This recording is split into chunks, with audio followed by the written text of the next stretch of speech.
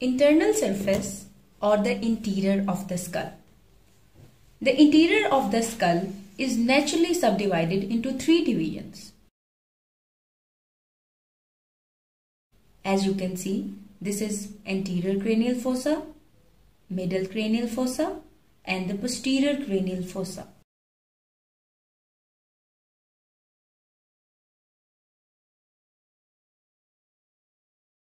Now, first we will study about the anterior cranial fossa.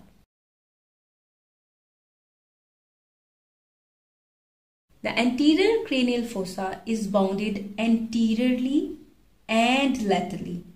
So, anterolaterally, it is bounded by the frontal bone. The posterior boundary of anterior cranial fossa is formed by the posterior border of the lesser wing of the sphenoid bone.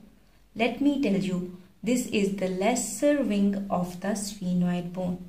This is also the lesser wing of the sphenoid bone.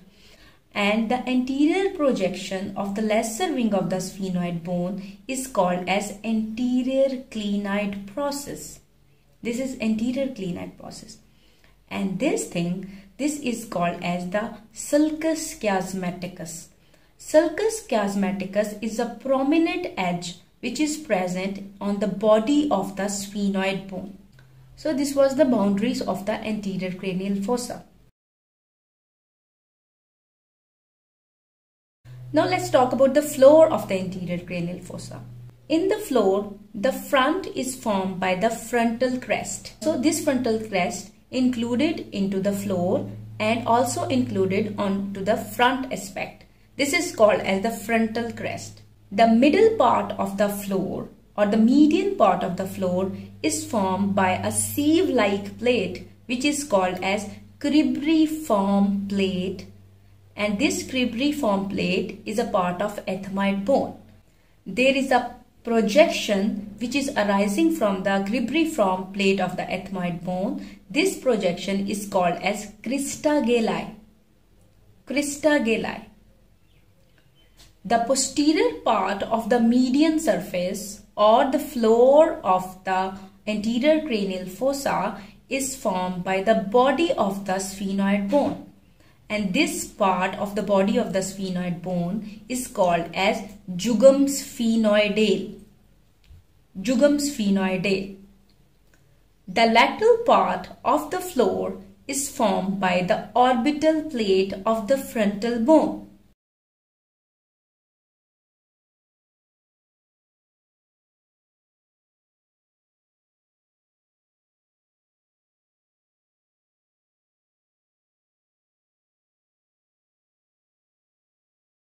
You can see there are many sutures which are present over here.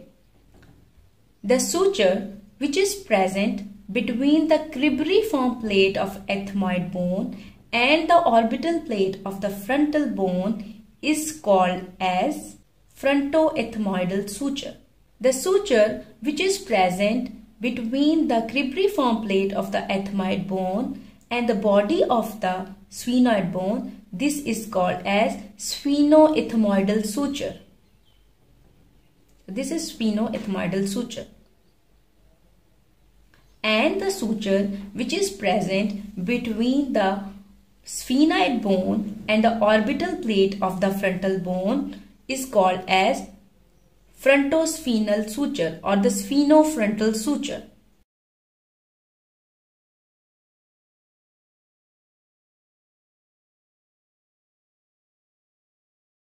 There are certain foramens which are present in anterior cranial fossa. First, this is Foramen Cecum.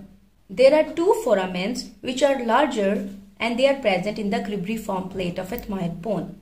The one larger foramen is present on the anterior aspect and is called as anterior ethmoidal foramen.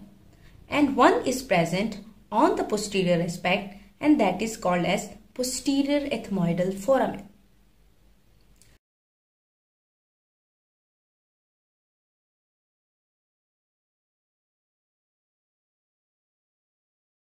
The lesser wing is connected with the body of the sphenoid bone with two roots. anterior root and the posterior roots. In between these two roots, there is present a canal which is called as optic canal. Between the two roots of the lesser wing of the sphenoid, there is present a canal which is called as optic canal.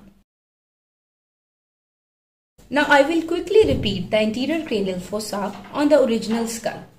So the anterior cranial fossa is bounded anterolaterally by the frontal bone, and the posteriorly it is bounded by the lesser wing of the sphenoid bone, anterior clinoid process, and the sulcus chiasmaticus. Now the median part of the floor of the anterior cranial fossa is formed by the cribriform plate of the ethmoid bone, and on the posterior aspect it is formed by the part of the body of the sphenoid bone which is called as jugum sphenoidae. The lateral part of the floor is formed by the orbital plate of the frontal bone. There is an elevation in the center of the cribriform plate which is called as the crista galli. There is an elevation or crest which is present in front, that is called as the frontal crest.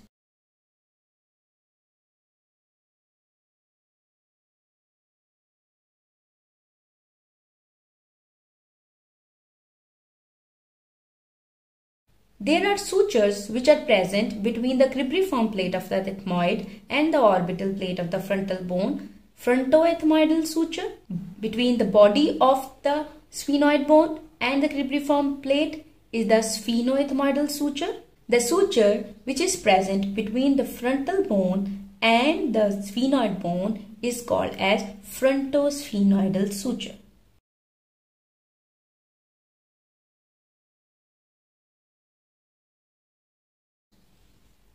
Now let's move on to the middle cranial fossa. This is middle cranial fossa. As you can see, this looks like a butterfly. This is the body of the butterfly and these looks like the wings. So the middle cranial fossa is bounded anteriorly by the same things which form the posterior boundary of the anterior cranial fossa. Posterior border of the lesser wing of the sphenoid bone, anterior clinoid process, sulcus chiasmaticus, then again anterior clinoid process, and then lesser wing of the sphenoid bone. First, let me tell you about the things which form the posterior boundary of the middle cranial fossa.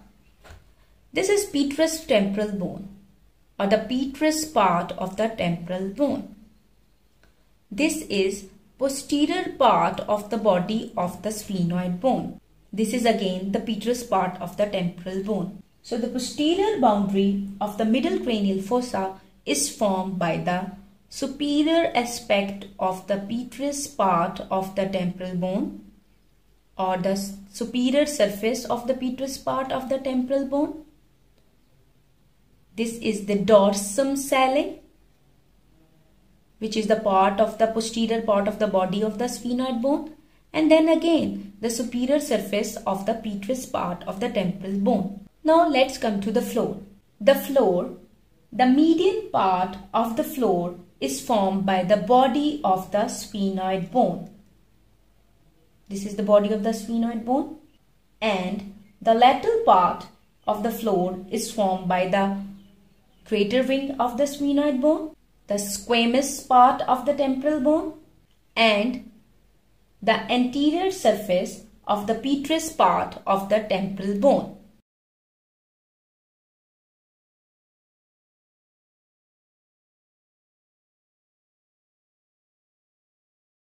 That was all about the boundaries of the middle cranial fossa. Now let's talk about the median area. There are some important features which are present in the median area, and this median area is formed by the body of the sphenoid bone. The body of the sphenoid bones has features like sulcus chiasmaticus anteriorly. This sulcus chiasmaticus leads to the optic canal on each sides. This is optic canal. After the sulcus chiasmaticus, there is a fossa which is called as hypophyseal fossa. This hypophyseal fossa is also called as sella turcica. Why it is called as sella turcica? Because it resembles the Turkish saddle.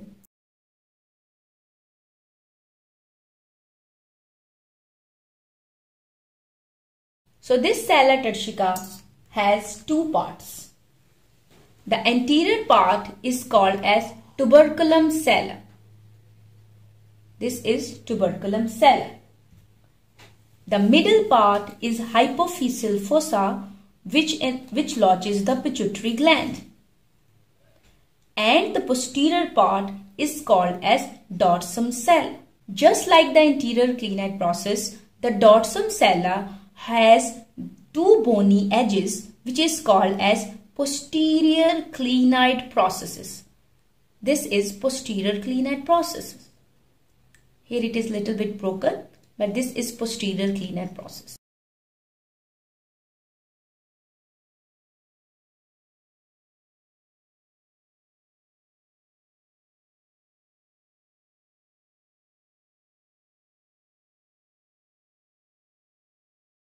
This was the body of the sphenoid bone. This is the lesser wing of the sphenoid bone. And the lateral part of the floor of the middle cranial fossa is formed by the greater wing of the sphenoid bone.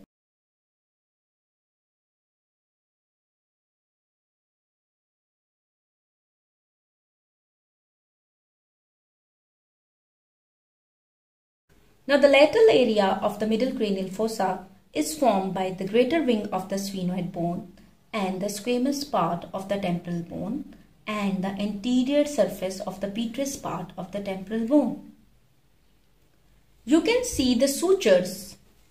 These sutures are separating the bones. Sutures mean that one bone is ending and the other bone is starting. So whenever you don't know about the extent of the bone, always look for the sutures.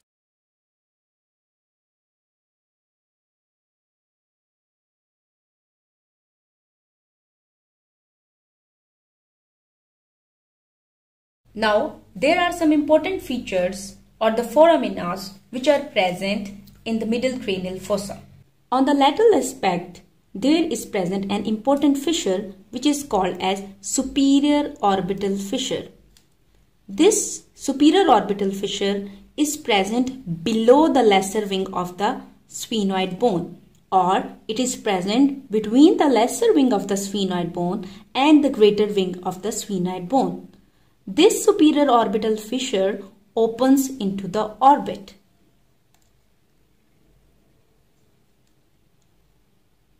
As we have already discussed about the optic canal, this is the optic canal. This optic canal opens into the orbit.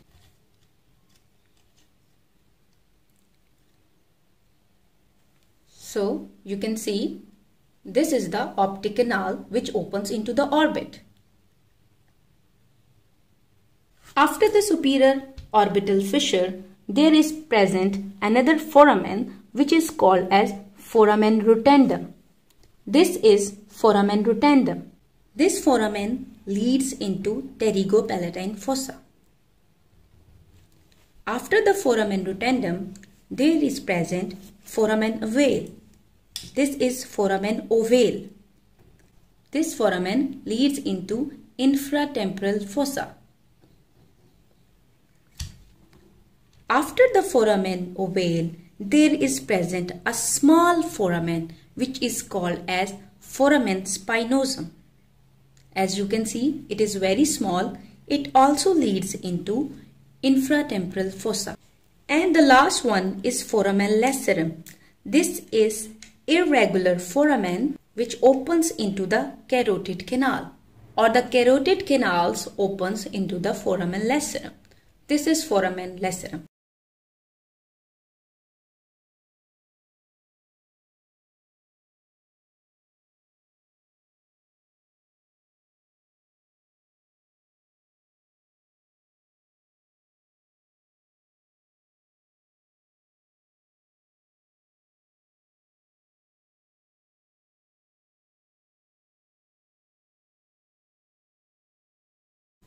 Let me repeat all the foraminas for you.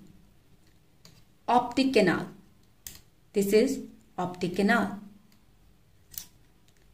Superior orbital fissure. Superior orbital fissure opens into the orbit. Foramen Rotandum. This opens into the pterygopalatine fossa. Foramen ovale, which opens into the infratemporal fossa. And foramen spinosum, which also opens into the infratemporal fossa. And the last one, the foramen lacerum. The carotid canals opens into the foramen lacerum. This is the petrous part of the temporal bone. It has got an apex. It has got an anterior surface. It has got a posterior surface. The apex and the anterior surface of the petrous part of the temporal bone is present in middle cranial fossa. This anterior surface has some important impression. The first impression is trigeminal impression or the trigeminal hiatus, which lies near the apex, and over here the trigeminal ganglion is present. This is trigeminal impression. Now there is a groove. This is a groove for the greater petrosal nerve and it leads to the foramen lacerum.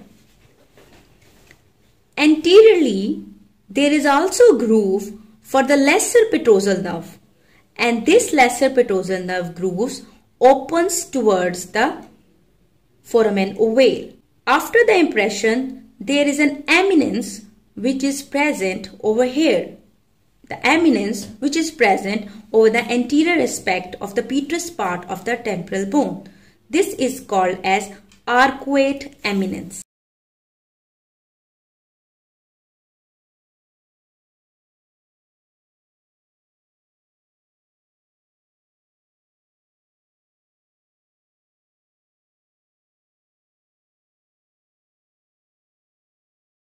Now let's talk about the posterior cranial fossa.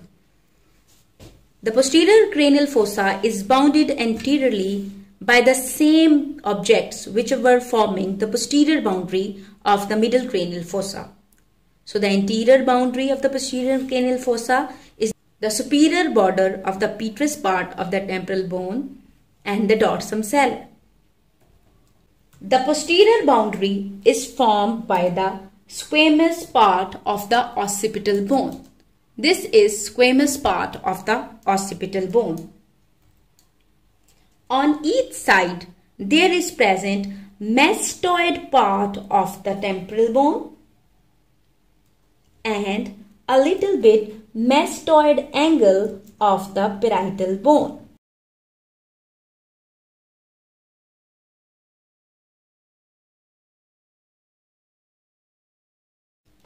Now comes to the floor.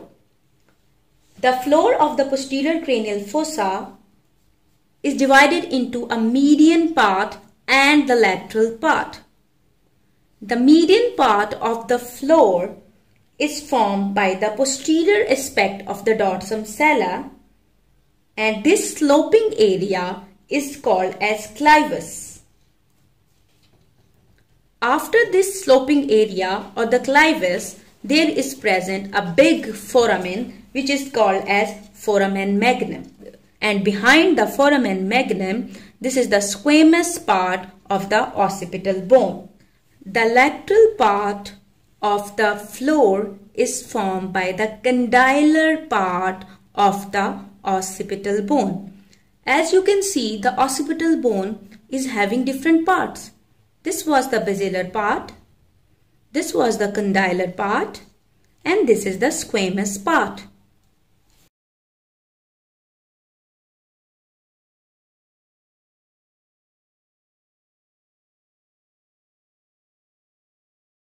So, the lateral part of the floor of the posterior cranial fossa is formed by the condylar part of the occipital bone, posterior surface of the petrous temporal bone, mastoid temporal bone, and the mastoid angle of the parietal bone. The clivus, which I've already discussed, this clivus is formed by the posterior part of the body of the sphenoid and the basilar part of the occipital bone.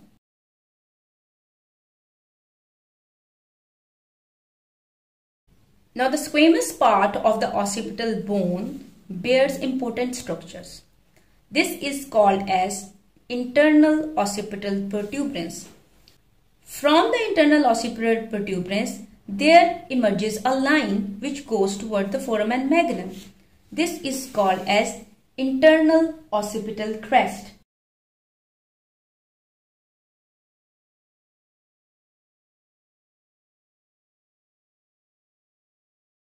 There are important sulcus which are present on the lateral aspect. So you can see this is transverse sulcus. These transverse sulcus lodges the transverse sinuses. Now, on the lateral side, there is present the mastoid part of the temporal bone. This is mastoid part of the temporal bone, and this is the posterior aspect of the petrous part of the temporal bone. Between the mastoid bone and the posterior aspect of the petrous part of the temporal bone, there is a sulcus which is called as sigmoid sulcus. This is S-shaped sulcus. It lodges the sigmoid sinus, and this S-shaped sulcus is continuous with the transverse sulcus. As you can see, it is continuing with the transverse sulcus.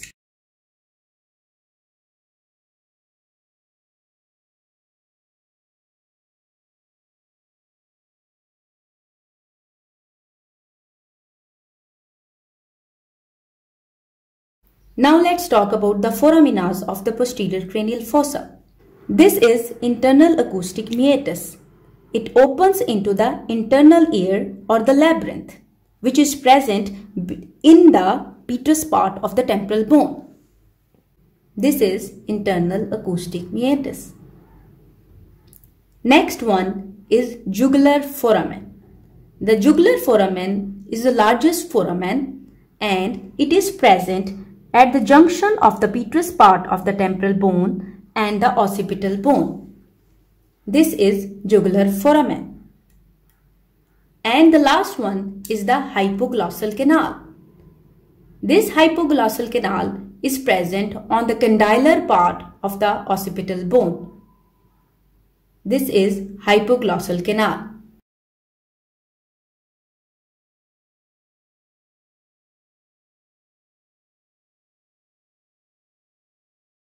Now I will repeat.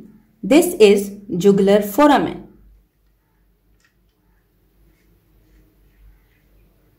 This is hypoglossal canal.